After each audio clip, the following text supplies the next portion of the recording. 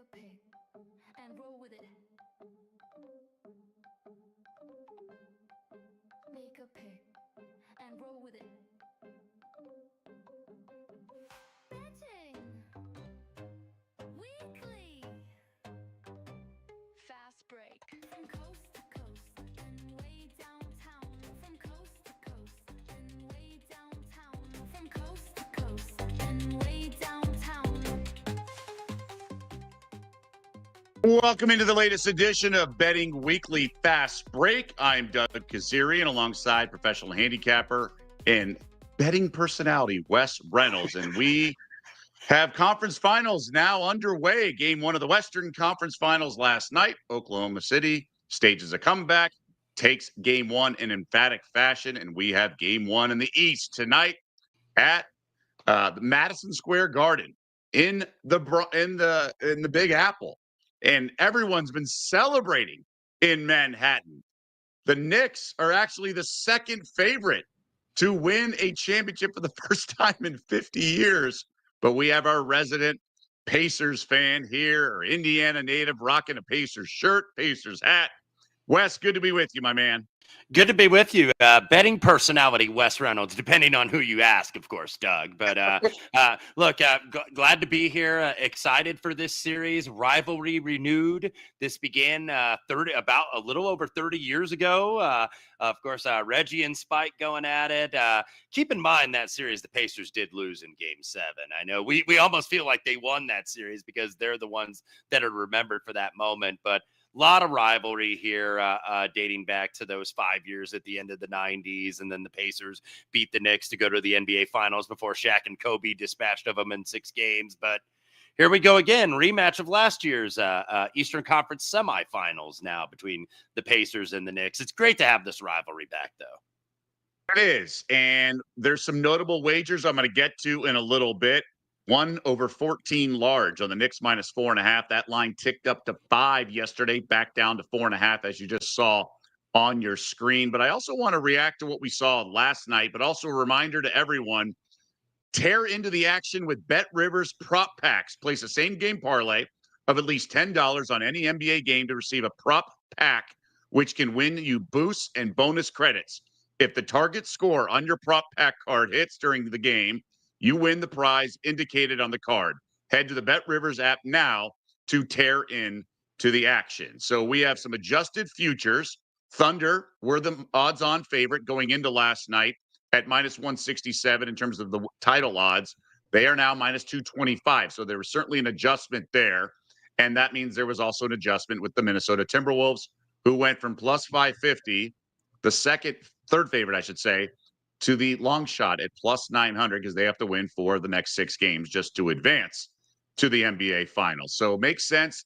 Thunder now minus 250. Bet Rivers took a little action at 225, so they're now minus 250. My reaction was wait and see, and sort of the game played out like we thought. On Monday, Albert Nguyen said he liked Minnesota. First half plus 4.5. That certainly got there, so nice job by Albert. And then the Thunder kind of flipped the switch, and they have that spurt ability that always concerns me. Transition points, SGA, the head of the snake. And if Minnesota's not going to hit open threes, which they did not last night, then there's really no chance. Ant can only do so much, and the other guys who are hitting can only do so much. So not a huge sort of takeaway in terms of OKC's clearly the better team and stuff like that. It's a make or miss league. I haven't given up on Minnesota. But I didn't take the T-Wolves series price. I had over 5.5 games. Sure, I'm a little uneasy. I would prefer Minnesota take one of the first 2 games to kind of help that cause, but I still think I have a pulse here. You know, it is kind of weird, Doug, when you look at the team that just played a 7-game series. So you're like, okay, maybe they're low energy. And that was a good call by Albert for the first half, because that maybe materializes in the first half where a team has lower energy after playing 7 games against the rested team. We saw that a little bit on the ice last night. I know this is a fast break and not ice time, but the team that played the seventh game, that was the Florida Panthers, as they dispatched the Leafs. They came out with the energy last time. So you don't want to overplay that necessarily. That is accounted for in the market. I did not end up betting the side here last night, even though I'm with you in terms of I think that Minnesota can stretch this series. But I think, took the lead there, 15 for 51 from 3-point range. That's not going to get it done, obviously, in this series. So I think that was the real story, because this was an even game, like midway through the third quarter, and then all of a sudden it just died for Minnesota. They couldn't make a shot. There was some foul trouble here. SGA, by the way, SGA got a pretty friendly whistle. He got a whistle like he's already got the MVP in his trophy case. 11 for 14. We know he can foul bait in this series, so that's something to watch. But I don't want to draw too many conclusions. It's easy to do when it was such a lopsided margin of victory, but I don't think that you want to necessarily throw in the towel and say this series is over if you're a Minnesota backer. Yeah, you mentioned the 15 for 51. That's 29.4% from downtown. Contrast that with the Thunder, 11 for 21, 52.4%. So obviously the game was won from behind the arc. Those percentages can certainly flip-flop the next game. I mean, DiVincenzo was 3 of 12. Alexander Walker, 2 of 9. And that's huge. I mean, Randall was great, 5 of 6. So the rest of the team, including Naz Reid, 0 of 7. So we didn't quite get there with some of our Naz Reid props, but Chris Massaro, professional bettor and based in San Diego, did get there with the Naz Reid alternate rebounds prop at plus 550 at 8+ rebounds. Reid got 8.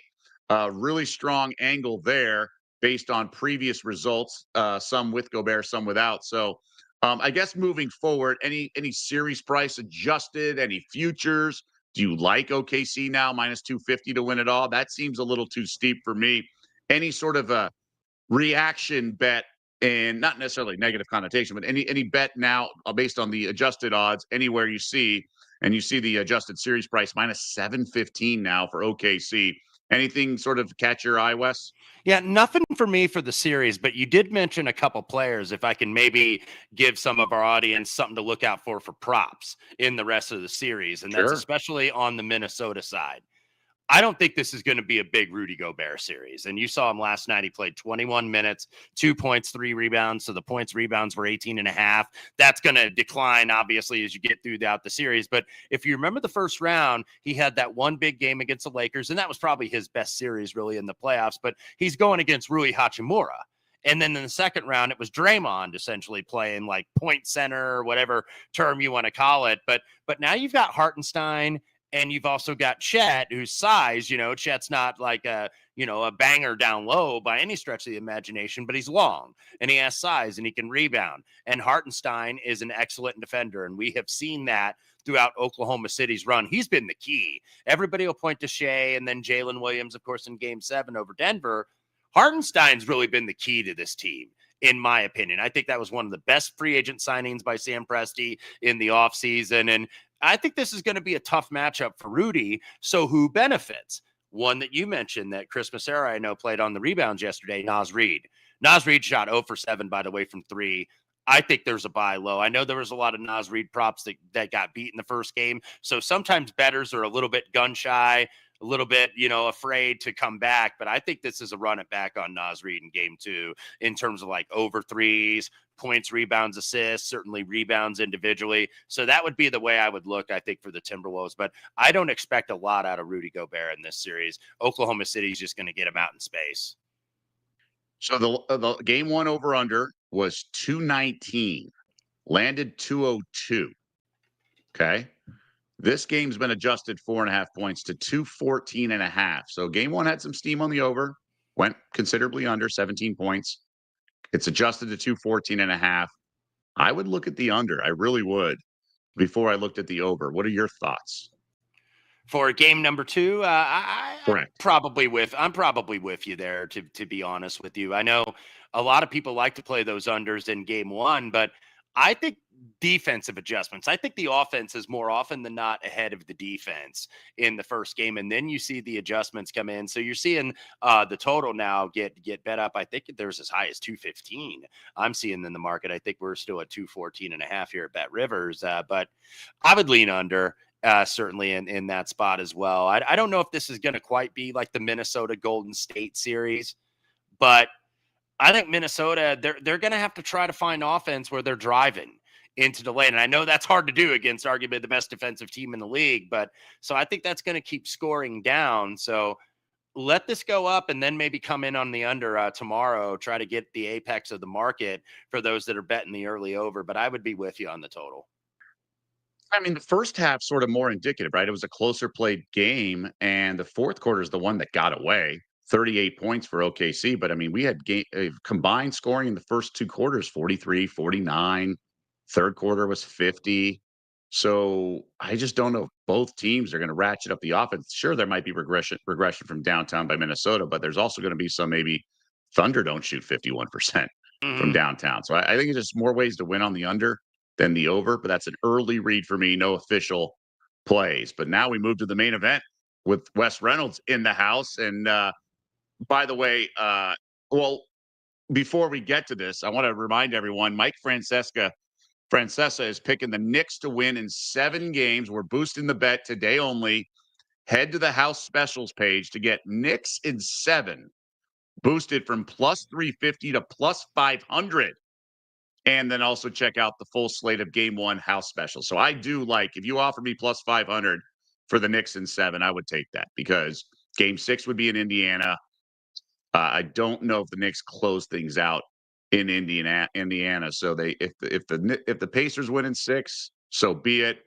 So I have a feeling this game's going 6 or 7 one way. So that gives you a little boost, and maybe you can even play out of it. So I do personally like that play if you can get plus 500. But we have the series price here. Knicks are the favorites for the series at minus a $1.52. The comeback plus 125. There's obviously series spreads here.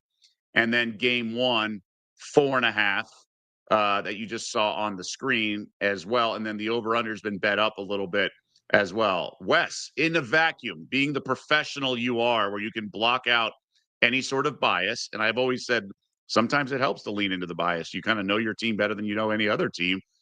Any plays for you on the either the series price, series spreads, or even game 1 here?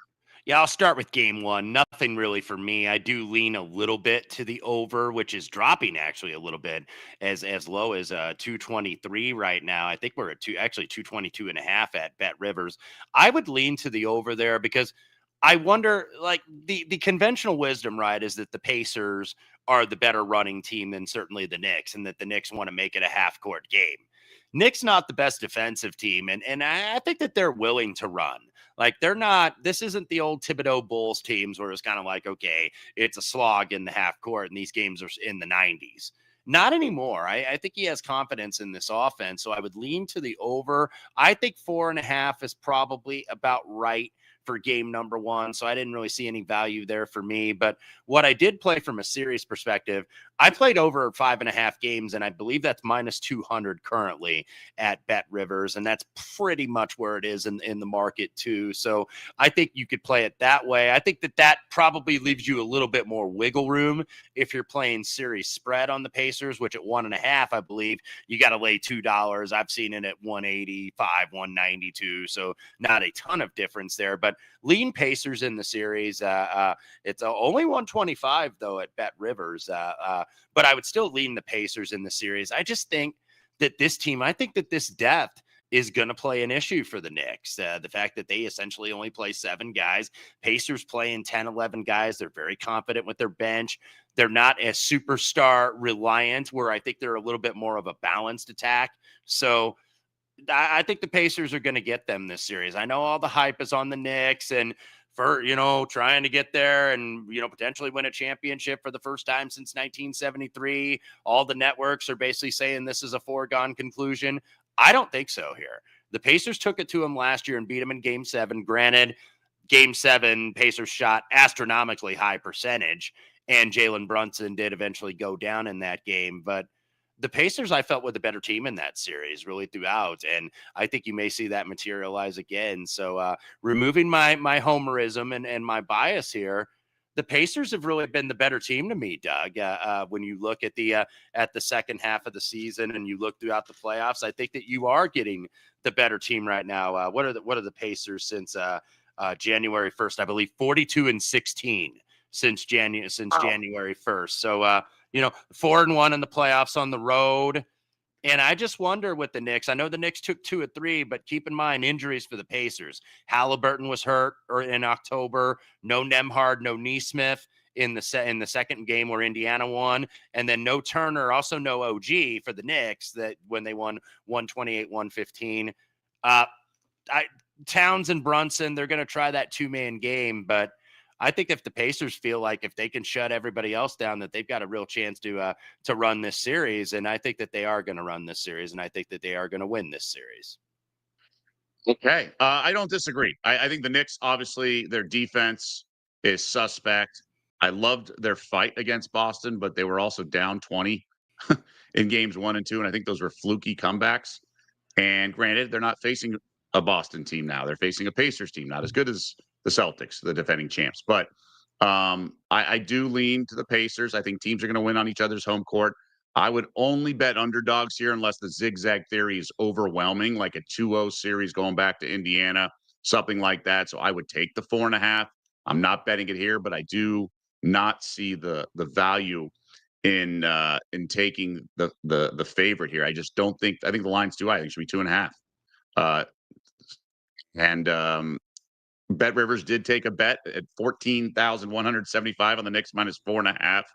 Also, $7,400 wager on over 223.5. And Wes, you mentioned the numbers come down. I liked the over yesterday. I think the Pacers push pace. If we see the Mitchell Robinson hack situation, that'll extend the game in terms of possessions. Both teams can shoot. I don't think much of either team's defense. End of game scenario, if the Pacers are down 6-8, they score, they go for twos, they foul, they play hard. There could be like 15 points in the final 2 minutes as well.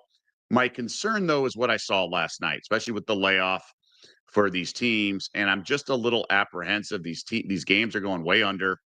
And even though I leaned over, I got to respect the smart money that's moved the market down a couple points. So I am going to pass on the total, even though I originally had a play and I was leaning that way. So that's my initial sort of my final answer, I guess, to channel my Regis. I will say get involved in the conversation. We want to encourage everyone to comment in the comment section. We have Ryan Huffman chiming in. Halliburton over 4.5 rebounds, question mark. He's hit 8 of the last 10 and 4 of the last 5 on the road. I like that trend. Normally I'd get involved. So Ryan, we appreciate the input. But for me, Knicks are a different animal. You obviously have Robinson if he's not sort of free throwed out of the game. You have Towns who has a bunch of rebounds and Josh Hart from the perimeter, which might hurt Halliburton's ability to get boards, also is a factor. I mean, Hart's just an animal with his effort. And so I need to see a game here, especially if the pace is lower with the over under coming down. There's going to be fewer possessions than we see in maybe the regular season. So that's why I would pass on that. Is same here because and who's going to be the matchup for Tyrese on defense? You think it might be Hart here because he's not going to be guarding Brunson because Brunson's going to target him off the dribble, and that's not what Tyrese does best defensively. He has improved in some regard in terms of off the ball, like getting in those passing lanes, getting those deflections, getting those steals, and then he's off to the races. And they're so dangerous on the break on offense are the Pacers. One thing I will say for Indiana too on their defense. I believe they are 7th in the league in defensive points per possession over like the last 5+ months. So this is not a great defense, but they have been better. And despite the fact that you see these high scoring games, so they have improved a little bit. But I think Ryan's read makes a lot of sense here. But I think with props in general in like game ones, I think you got to wait to see how they materialize. Like, you kind of know based on matchups, like what I was talking about with Gobert in the Minnesota-Oklahoma City series in the Western Conference Finals. This doesn't seem like it's going to be a big series for Gobert. But here, you got to, I think, maybe be a little bit judicious in terms of your props in game one so that you can see something and pick up some things and see how things are going to happen and, what rotations are going to be used. Of course, foul trouble, obviously, can affect everything. Like, for instance, Karl Towns has absolutely owned the Pacers this year, 30.3 points a game in 3 games against the blue and gold. but he also can get in foul trouble. And I think that the Pacers are probably going to attack him and try to Right. get him out of the paint and get him in that foul trouble, so not letting him live by the basket. And you also have a center on the other side, Miles Turner, who also has to be guarded from the outside. So that's something that I think you have to look at. So in terms of props, don't maybe have like a really huge card. I would advise in game one of really any series, because you want to see how a little bit plays out. Like, there are certain angles like the Gobert one I was talking about that you can attack immediately. And I'll get to one here when we get to our prop discussion that maybe you can look at just how I think the series is going to go, but just be careful. Yeah, and I think that's a good kind of time to segue into those props, but also a reminder to everyone to check out the newsletter. Sign up at bettingweeklystudios.com, weekly betting tips, and the entire newsletter. Tons of information. We also have some great shows elsewhere on the Bet Rivers Network under the Betting Weekly umbrella. Betting Weekly Live. Nigel hit Crystal Palace last weekend, plus 300 in the FA Cup final. Golf handicapper Simon Holden got Scotty Scheffler at plus 600. And you might roll your eyes. Scheffler's a good play if you don't play him every week, right? If you pick the time to play it, it's a great handicap there. And Simon did just that. And we also have a betcast this weekend. There's one going on now, but also a Premier League betcast with Nigel, Jack, and Steve for the EPL's final match day. That's Sunday, 10:30 a.m. Eastern. So bright and early out west, but still some great insight, and it's a good second screen experience. I've hosted betcasts in the past. It really is cool. And I know a lot of viewers appreciate how taking you back, kind of pull back the curtain, taking people behind sort of what goes through our heads during that. So that should be a very enjoyable experience for those who want to take it in on the betcast. So Wes, you mentioned some props. Curious how you think this series plays out and what catches your eye in game one. Yeah, I think what I might attack is actually a bench player here in game one, because I'm not sure about the stars. And those are the ones that are going to get, I think, a lot of the bets here in game one. Like, I almost was tempted on Carl Towns over, but I worry about the foul trouble. But I think that this could be a very good series for him. And we'll see if the Pacers, if Rick Carlisle, I think that they're going to try to attack him and get him on the bench, and, get Robinson and get, maybe Achua into the game a little bit early. But speaking of Robinson, that is one that I kind of want to look at, the under rebounds. And I think it's been hit a little bit, but at Bet Rivers, I think you can still get it under 6.5 at even money. And I know he averaged 8 against Boston in that series, but keep in mind, he's going against Al Horford, and he's going against a Porzingis, who obviously was not 100%, plus had the beneficiary of Karl Anthony Towns getting into foul trouble a lot in that Celtics series. So I don't know if they can do that against a Pacer team that's not going to run a lot of isolation ball, that's going to run, get up and down the floor, pass heavy, spread the ball, and get Mitchell Robinson on the move. Don't let him park there underneath the rim. And I don't think the Pacers are going to be able to do that. If you look at that, Jared Allen, I think, averaged about 6.5 in the 4 matchups he played against the Pacers in the Eastern Conference semifinals. And Jared Allen, by the way, is a much heavier usage player. Like, he's getting more minutes. So Mitchell Robinson, I think that's going to be tough for him to eat on the rebounds here. Now, the concern you mentioned earlier is the fact that, are they going to do the Hacker Robinson here? But I still think for rebounds, 6.5 was a little bit rich. I think there was some juicier 7.5s where you had to lay like $1.50 or $1.60. So I'll go and play the bump under 6.5 rebounds, even money for me. Okay. Interesting. So that you're going for a bench player prop. I like it though, if that's your angle. Do you think the Pacers will take a page out of Boston's playbook and use it, or is it kind of a wait and see situation? I think it's a wait and see. And I know that everything is kind of like a copycat league, right? And they see one team do it and everybody else is going to do it. But I think that they're going to wait and see. It all depends on the game flow too. Like, if you're up substantially, I guess you can do that to try to steal possessions. But if you feel confident in your offense, which I think the Pacers do, I think they have a lot more confidence in their offense than the Celtics certainly showed in that series, with as many ISO ball as they ran, especially late in the game, as many threes as they took. The Pacers can score inside out, and they've got multiple guys that can score. So I don't know if they're going to employ that strategy. We shall see, but I think Robinson, this is a tougher series for him, certainly, than what we saw against Boston. Sounds good. I got that. You mentioned Towns. That's the one prop I'm going to play over 1.5 made threes. Now the juice continues to climb. It's minus 157 at Bet Rivers. But you mentioned he's had monster games. He's had 2+ threes in all his meetings with New York. I think just being able to stretch the defense, and it's really tough to guard the 3-point line. And Towns has been aggressive with his desire to shoot. So I do think he's going to explore that. So I'm in on that for sure. Yeah, and I would expect he's going to have big games.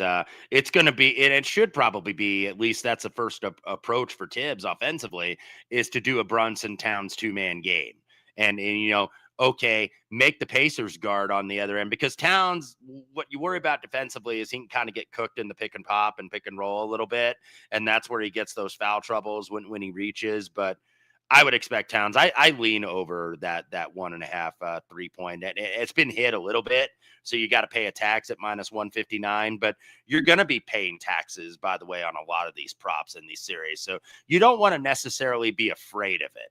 Now, you don't want to risk playing bumps. Like when somebody's at 22.5 points and all of a sudden they go 23.5. Oh, it's just one more. These numbers are a lot tighter in the playoffs than they are in the regular season. Sort of. I mean, I know what you mean, because God knows these series, but I do think when the coaches are adjusting and things like that, I do think there's going to be, which is, I guess my point, Wes, is this is why I like the long shots and some of these leading rebounder of a game, leading score of a game. Like Rudy Gobert could be played off the field and things like that. So there is an element of me that thinks that it may not be a tight market, but you're right. Like if it's like Brunson, he's going to be between 35 and 25, right? Like there's only a handful of really true outcomes that it could be. Right. But what I'm saying in terms of like some of the bumps is like in the regular season, you can get away with that a little bit more when you have an 8 to 10 game card on an average Wednesday night like we have tonight. But when you've got one game, you do have odds makers that are paying closer attention to props, because people want to bet, and people want to get involved aside from the side or the total or the team total or something of that nature, or a first half or second half, and props are a way to do that. So just something to keep in mind. Like more often than not, I personally am going to stay away from bumps. And I'm not talking juice bump, like if it was 130 and it goes to 35 or 38. I'm talking, okay, if you're at 1.5 threes and all of a sudden you go to 2.5 threes, and it's probably like, well, I'm a little late on that. And keep in mind, there are props offered, the live betting. So you can actually do live player props on this stuff if you see something. So knowing that that's another tool that you have in your arsenal, if you miss the number, don't be afraid. You may be able to get it again. That's a great point. So any more final thoughts, at least for game one? We're going to get you back on the show on Friday, I believe it is. So we're, on Friday before we got game two. But any thoughts more on the series? Any long shot props? I know last week a couple times I played the old game. Can I interest you in? And some of these were player props for the series, and there was a lot of fun to take a stab at some of those. Like I said, leading scorer, player, who's going to have the most threes in the series. I mean, Nebhard 50-1 to have the most threes in the series. Can I interest you in that?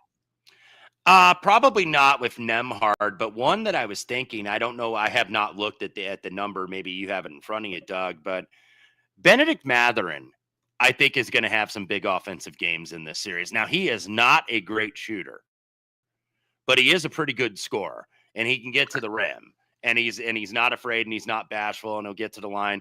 Benedict Mathurin, maybe, like you mentioned, you had OG where you chopped out in terms of that leading scorer. I believe, I can't remember the game in the last series, but I know you had that. Mathurin might be one of those long shots you want to look at for the Pacers in terms of scoring. For the series, he's 250. Okay. Now that's obviously a bigger ask than just today. Yeah, this is probably game by game where you're going to want to look, because the Pacers, by the way, they did tie an NBA record in the second round against Cleveland. They had 6 players average double figures, and you don't see that because you're going so starter heavy. And everybody does that. Now, Tibbs does it to the utmost degree more than anybody else, but you're going so starter heavy where the reserves just don't get a lot of the benefit of the doubt, but they do with the Pacers. Rick Carlisle absolutely trusts these guys, trust Matherin, trust TJ McConnell, trust Obi Toppin, and all these guys off the bench. So Matherin would be a one, maybe game by game basis that you could attack here a little bit. 60-1 for tonight, and that'll likely be the price until it cashes, right? Yeah. So that'll be a ballpark. Yeah. So I mean, that's pretty nice if you think he's going to have. Now, obviously, you can do his individual props and things like that, but 60-1. I've made worse bets. That's the other name we could name the segment, right? Can I interest you in, or I've made worse bets? Yeah, look, it's pizza money. I mean, it's nothing to like go to war with or anything. But I think something, if you want a little bit of interest, something very, very small, something that's not going to make you starve if it doesn't hit that night, if you're having a late supper. So Matherin, though, I think is the guy that is going to be a key, and this guy that they're going to have to count on at some point in this series. So, maybe wait for game one. Like, I'm waiting on a lot of these props to see if I can kind of see a pattern developing here. And then, of course, there's buy and sell. Somebody has an outlier game, sell them the next game. Don't be afraid to do that.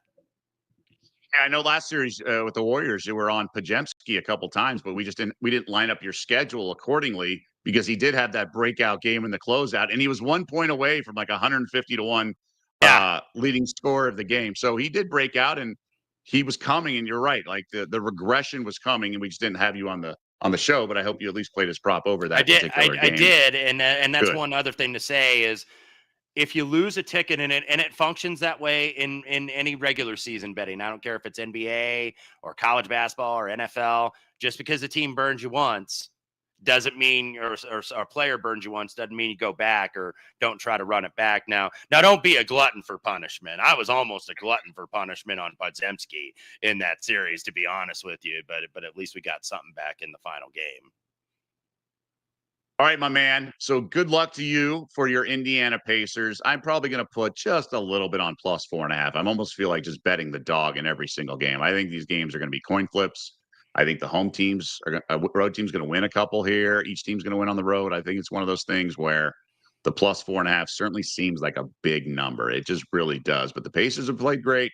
We'll see how the Knicks play, and they obviously looked great in the closeout game at home last Friday night to eliminate the defending champion Boston Celtics. So let's pivot now to the WNBA. We've had a nice start so far here on Betting Weekly Fast Break. And just a reminder, it's a brand new show. We're on our third week here, and it's every weekday, Monday through Friday, 3 p.m. Eastern, noon Pacific, and it comes on right after Betting Weekly Hardball, which is another new show, also in its third week, Monday through Friday, 2 p.m. Eastern, 11 a.m. Pacific, and Wes has been on that show as well. So, Wes, 3 games in the W tonight, 2 with spreads around 5, and then 1 double-digit spread. It's a second meeting between the Wings and Lynx. But early read, any futures in terms of the W? Like, there's been some market adjustment. The Mystics, who play tonight, they're a surprising 2-0. Their head coach for Coach of the Year, Sidney Johnson, has gone from like 60-1 to around 20-1.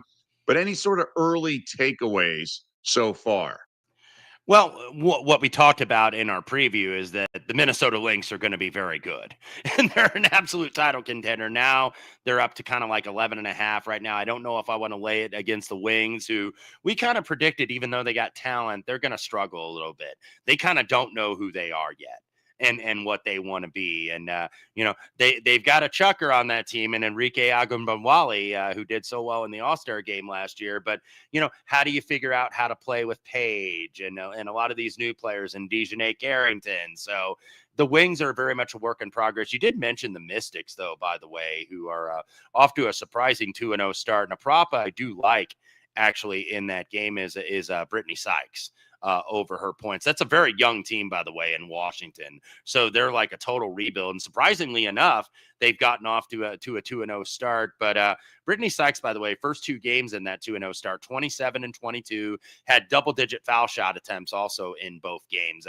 Over 20.5 the night on her points. And, they're playing the Valkyries, who are an expansion team, and they're struggling a little bit in terms of figuring out the defense. Sometimes when you get a team like that, they're maybe okay on one side of the ball and then bad on another, but it's like, okay, let's be good on one side of the ball. And maybe it's going to be offense for the Valkyries and it's not going to be defense.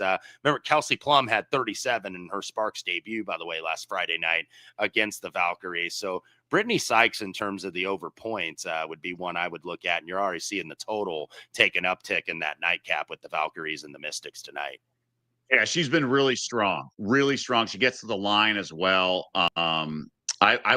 I'm under 15.5 this season on the Mystics, and their schedule's really favorable, right? They could easily start 3-0. They're favored on the road, and then it gets, winners coming for the Mystics. But they're strong, and they got a lot of shooting. They have an interesting coach who wants to chuck some threes and run and gun a little bit. So we'll see. I mean, they can certainly outperform and continue these winning ways. Maybe not continue to run the table, but they have some really tough opponents in the near future. So that'll be interesting. I have no real formal play tonight. I think the spot favors the Wings plus 11.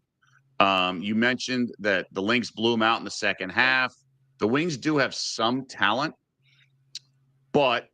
and there's still no Kayla McBride back from Minnesota. My concern is Tier McCowan, 6'7" center, started last year for Dallas. She played 5 minutes in the opener against the Minnesota Lynx. And then she played a little more in the last game, but Minnesota spreads you out and doesn't have a traditional big. So that's maybe why they didn't want to play Tier McCowan, but she may be on the outs, so to speak, in Dallas. Yeah. I think Agumba Wallace should be on the outs. I think she's terrible for her shot selection. I know she's an all-star and all that, but you can get a lot back. And I would like to build around Paige Beckers if I'm the Dallas franchise. So I would ship her out of town. I did watch a little bit of Dallas the other night against Seattle. And the player that Dallas doesn't play enough is Maddie the Batty, as I go, Maddie Siegrist, who got them back in the game in the second half, hit a couple threes and, was kind of a tough cover for Seattle and got her offense. And I just think she's better. And if Dallas wants to run and let Paige run the show and get up and down the floor, you need somebody that can stretch the defense like Maddie Siegrist. And maybe this is not a McCowan game. So potentially, I did not play these, by the way, but looking at Siegrist props. But Dallas, with the new coach and the new GM, almost knew everything. They're still trying to figure out who they are a little bit. So it's not a surprise to see them at least start the early season with struggles. Yeah, I have them minus 120 to miss the playoffs this year. Melissa Smith is not good, and she starts. Dejanay Carrington. They didn't play her the entire fourth quarter either. And Carrington's a nice player, but I wouldn't, need her, for a lot of points. I mean, she's fine, but you're not going to go to the playoffs with that as your third best player. Rebounds are interesting. So if this is not a McCowan game, Paige had 7 in the opener against these Minnesota Lynx, and Minnesota's not a good rebounding team. It's their only stat they're really bad in because they just chuck, but they get wide open threes and stuff like that. But I think Paige 6+ rebounds at plus 112 at Bet Rivers is a bet I'm going to formally add. Everything's a half unit unless otherwise. So I'm going to add that. Becker's over 5.5 rebounds. I think she'll. Now she only got 5 barely the other night against the Storm, but I think with the way Minnesota plays, I think it's more conducive to her getting a rebound. So I'm going to go back to the well with Becker's and the rebounds and go for that. And in terms of the other plays, the two spreads that are, more reasonable, like the Mystics -5, Mercury -5.5. No Rakea Jackson for LA. Obviously, Copper's going to be out for a while for the Mercury, but Mercury looked really smooth in their opener. They have a new, relatively new coach as well. Any opinion on those games? Nothing on the side or total. Maybe could look at with the injury that you mentioned, LA with Jackson, maybe Derica Hamby in terms of the rebounds. If the Sparks go ahead and play a little bit smaller, that's certainly something I think would be worth a look. Keep in mind, Cameron Brink, of course, not back from that knee injury in LA. So LA is another team trying to figure it out. And Kelsey Plum is going to be very high volume.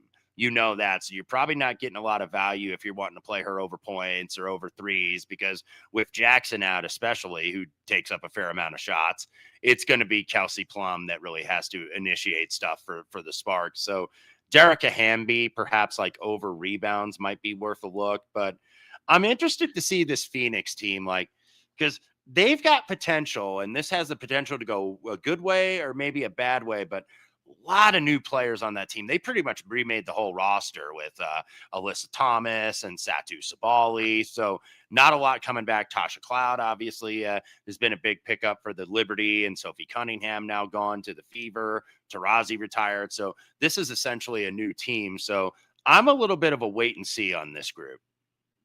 I agree. I love Sabali, love her game. AT, love her as well. But missing Copper's big, and they got away with it on a Storm team that has a lot of new pieces.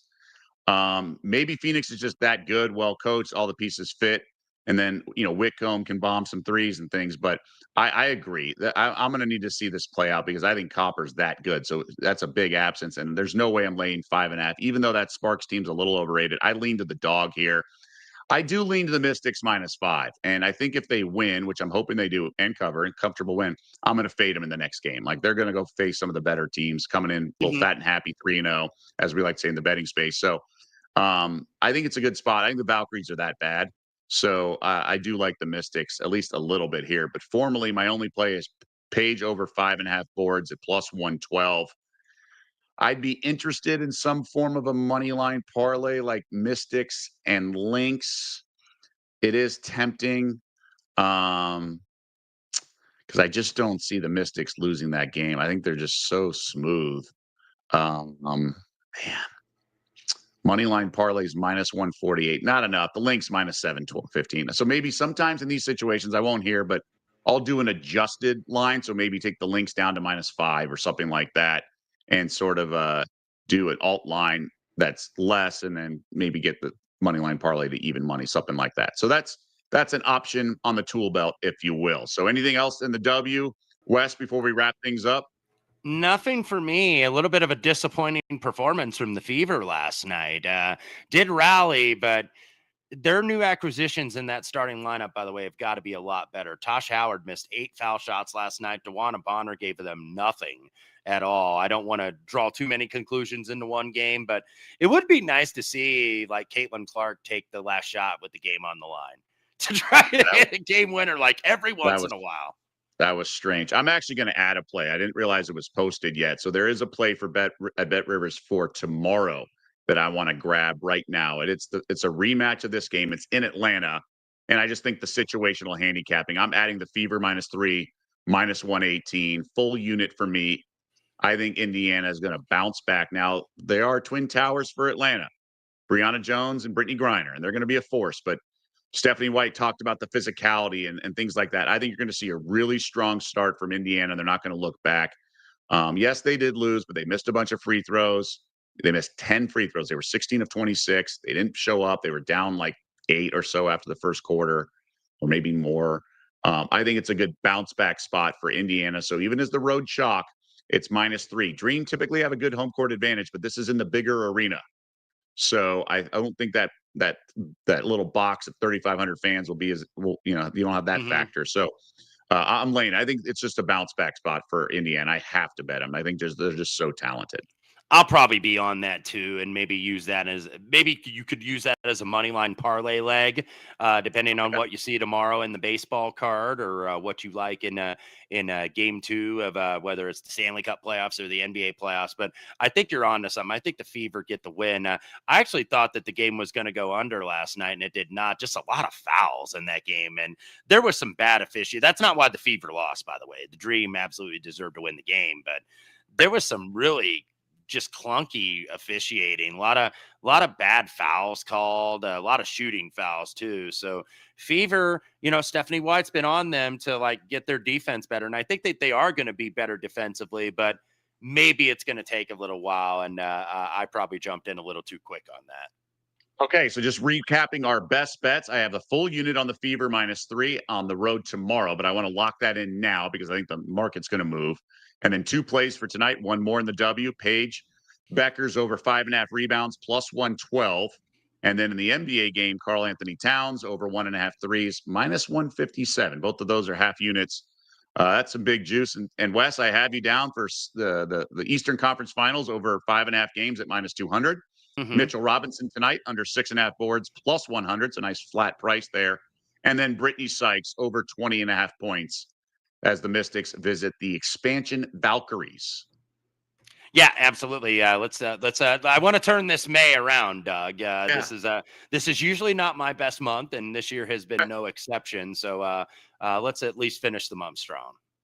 It's good. And I'm gonna, that's a tease for Friday. I want to follow up with that because it's good to like know thyself, right? And then base, unit sizes accordingly and things like that, and plan accordingly. So I appreciate, the transparency. I know our audience does as well, but I want to kind of pull that thread a little bit so we can glean some wisdom. We'll do that at your next appearance on Friday. So that's going to do it for this show. We appreciate everyone tuning in. A lot of good stuff here. Again, Betting Weekly Fast Break, Monday through Friday, 3 p.m. Eastern, noon Pacific, right here on the Bet Rivers Network. For Wes Reynolds and everyone behind the scenes that does all the heavy lifting and makes us look good, I'm Doug Kazarian. We'll see you back here tomorrow.